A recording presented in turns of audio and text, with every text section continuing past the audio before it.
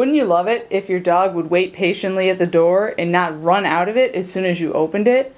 Wouldn't it give you peace of mind knowing that it's unlikely he'll dash into the road while you're coming in carrying groceries, or if your kid accidentally leaves the door open? It's really not that difficult of a behavior to teach. When you start off with a young dog, you should always do this on leash as a backup. That way, they can't accidentally reward themselves for dashing out the door by having fun in the yard. It's also a good idea to make sure you're doing this in an enclosed area where, if the dog does manage to escape, they're not going to get hurt. Start off by standing in front of the door and reach for the door handle.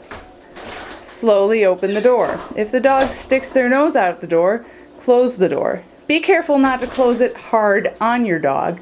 You just want them to know that the outside is no longer available because they moved position and tried to get out without permission. You can have your dog sit if you would like, but I don't recommend that you ask the dog to sit. Simply wait for the dog to offer a sit on his own and then start opening the door. What you want is the door opening to be a cue to sit and not exit without permission. You don't want to bring yourself into the picture by asking the dog to do something. You want him to simply do it on his own. When your dog is able to maintain position without dashing out the door as soon as it's open, you can give your release cue to let him know that it's now okay to go outside.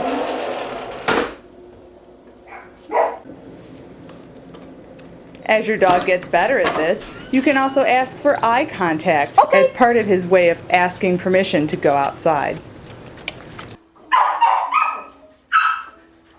Once your dog has mastered this, it's very easy for you to go in and out of the house without having to worry about your dog barreling you over as you enter or exit. You also don't need to worry about him dashing out without permission.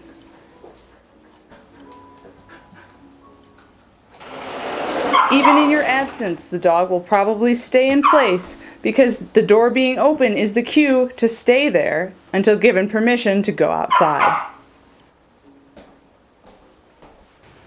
You can also use this behavior for cars,